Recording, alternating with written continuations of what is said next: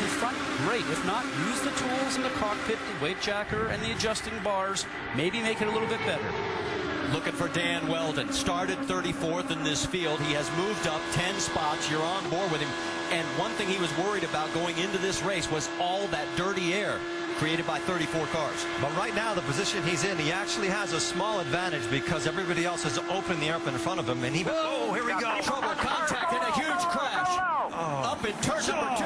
Oh, multiple cars involved. Oh, my.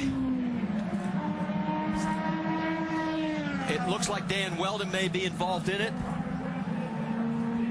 And Eddie, you and I spoke about this morning on the drive-in. Just this amount of cars, the speed, just the chance for what they call the big one. And what happens in conditions like that, when you're, even if you're 300 yards behind that, you cannot stop these cars. The only option you have is to try to avoid it, and it was impossible to avoid anything there. And you saw Willpower.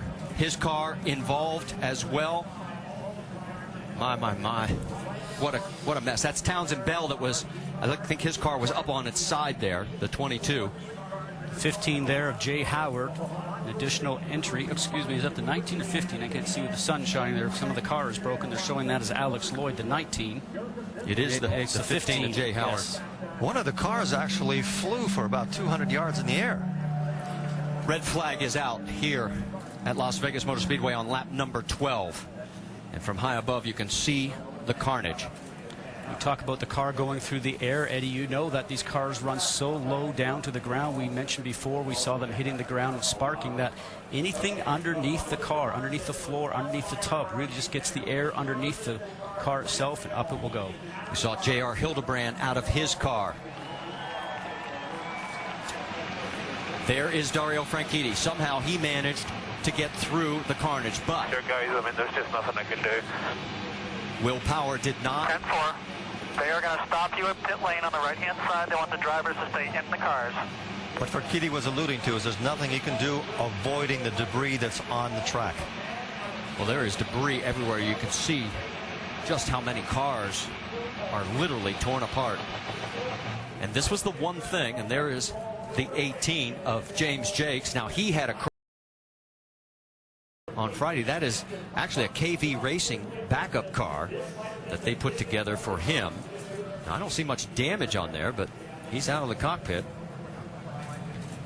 And look at this from high above. And this was the one thing we were fearing when we saw qualifying and the two championship contenders in. What happens in accidents like this is that a single mistake by anybody, which might be dirty air, could be anything, multiplies itself so fast that you start accumulating cars. There's no way that you can control what happens. Once you start spinning at those speeds, it's impossible.